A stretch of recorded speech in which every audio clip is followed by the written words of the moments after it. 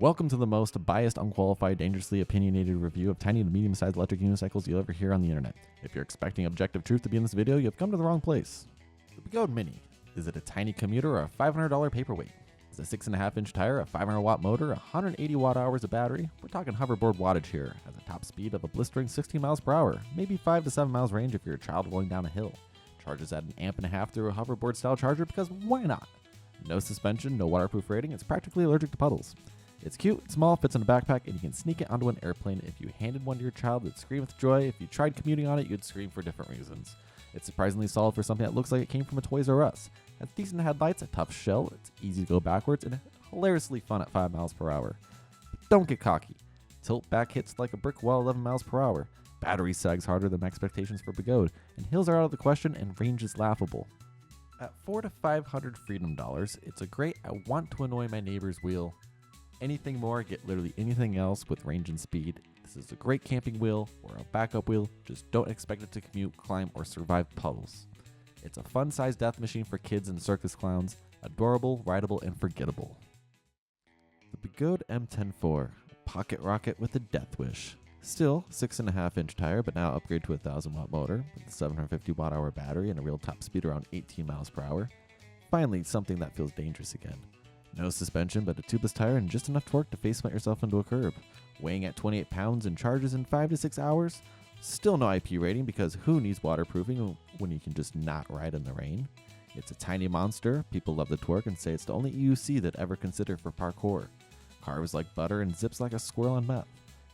Downsides, oh boy, build quality screams a Begode prototype, paper-thin parts, exposed wiring, and the terrifying ability to overpower it mid-ride.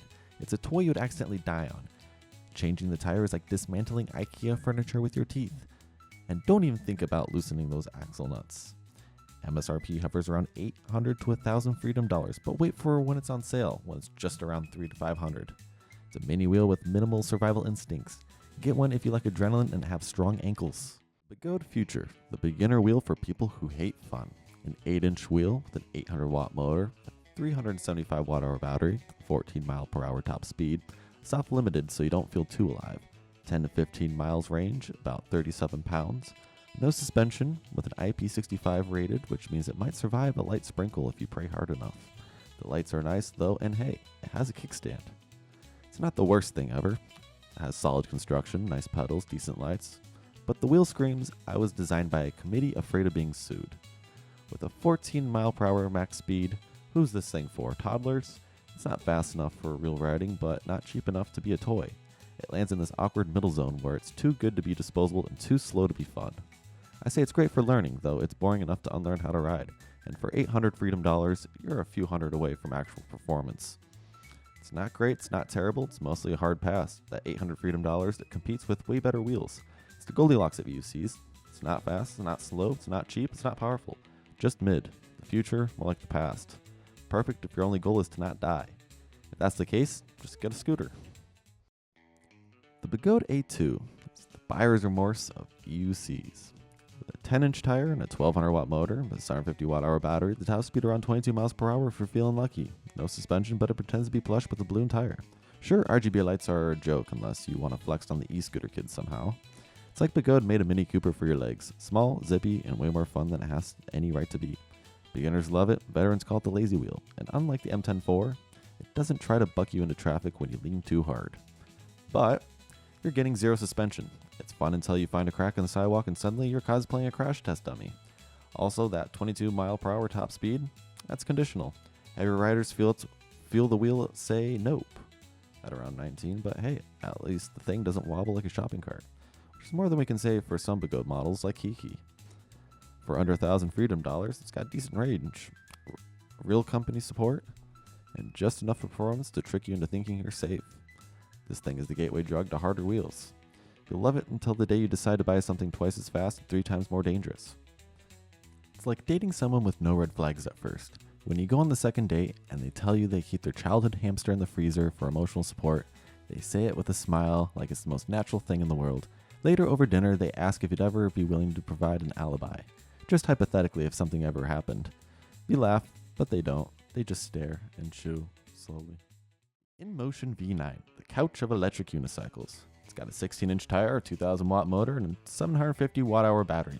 With top speed around 24 to 28 miles per hour and enough deck space for people with tall knees, just like Brian Dillard. It's roughly 45 pounds and it has InMotion signature RGB lights, Bluetooth speaker, and a trolley handle so you can pretend it's luggage when TSA gets weird. The V9 is all about comfort, big tire, big stance, and enough padding to make it feel like you're riding a lazy boy. It excels at carving and backwards riding for some reason. It's basically the Moonwalk of EUCs. But man, it's slow. It's lower to the ground in your self-esteem on a Monday. Suspension, not unless you count sitting on the tire pressure. Torque's kind of meh. You'll feel like you're asking for permission every time you want to climb a hill. For about $1,200-ish freedom dollars, it's not a powerhouse, but it's a good upgrade from the A2. It's for riders who don't need speed, just style and comfort. Riding this feels like choosing a recliner over a race car. Comfort, safe, and slowly eroding your will to live. Begode Falcon. Finally a wheel that hates you back. It has a 10-inch tire, a 1,500 watt motor that peaks at 2,800 watts. It has a battery capacity of 900 watt hours, top speed of 31 miles per hour, suspension 60 millimeters of travel. It has an IP67 rating, weighs 55 pounds. The pedals are garbage, though it lets you charge at 8 amps. It also has turn signals that make the Falcon look extra angry. It's like floating on a thundercloud. This thing eats bumps. A plush off-road Cadillac, or a tank with a soft side. Perfect for dirt trails, commuting in a hurricane, or flexing on scooter nerds. But beware, early units come with bad vibes, loose axles, and the controller light panel is prone to glitching and sending you into panic mode. If you ride it hard, the range disappears faster than your bank balance, like buying this wheel. At 55 pounds, it's also not your grab-and-go commuter, unless your bag is full of disappointment and regret. Somewhere in the $1,200 to $1,600 freedom dollar range, depending on your battery drama and vendor mood. Worth it if you want serious off-road capability for the size, but know what you're signing up for. It's a squarely complex, power-hungry thrill machine. Suspension beast with a bad attitude. It'll pamper your knees, break your back, and make you smile the whole way down the trail. The InMotion V14 Adventure is the apex predator with daddy issues. It has a 16x3 tire, a 4,000 watt motor, a 2,400 watt hour battery. The top speed of 43 miles per hour if you're brave enough. It has over 100 newton meters of torque. Suspension with 90 millimeters of travel, adjustable everything. InMotion even added a manual kill switch for the event of an emergency while riding. Weighs 85 pounds because why not? This is InMotion's hold my beer moment. It handles like a dream, balanced, responsive, absolute hill destroyer. Suspension feels better tuned than Begode's Fever Dream dampers. It wants to launch you into orbit, but with grace. If the Falcon is a muscle car, the V14 is a cybernetic panther. It corners well, floats over roots, and only makes a few weird noises. But that orange color though, it's like someone handed a toddler the highlighter bin and said go crazy. Early firmware was spicy with wheel lockups and tilt back drama, but that's mostly ironed out now. Still, it's InMotion, so expect it to beep at you like an angry microwave if you do anything exciting. Costing $3,000 freedom dollars depending on where you shop. Expensive, absolutely, but it's arguably the best tuned high performance EUC on the market. If the patent is a tank, the V14 is a cybernetic wolf with turn signals.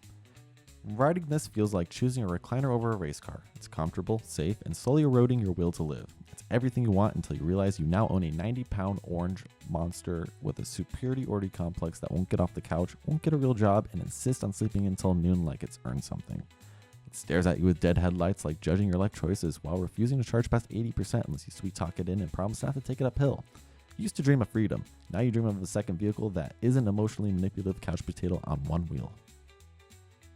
And that's it, a completely biased, questionably researched review of small to medium-sized EUCs. If any of this helped you make a purchasing decision, I deeply apologize. Don't forget to like and subscribe and smash that bell notification so that you can be notified the next time I upload another unsolicited opinion disguised as content. Check the description for links to buy these wheels and definitely use my promo code. Most of them are already discounted because apparently Regret is on sale now. Thanks for watching, ride safe, or at least ride daring enough so your crash ends up in someone else's compilation video.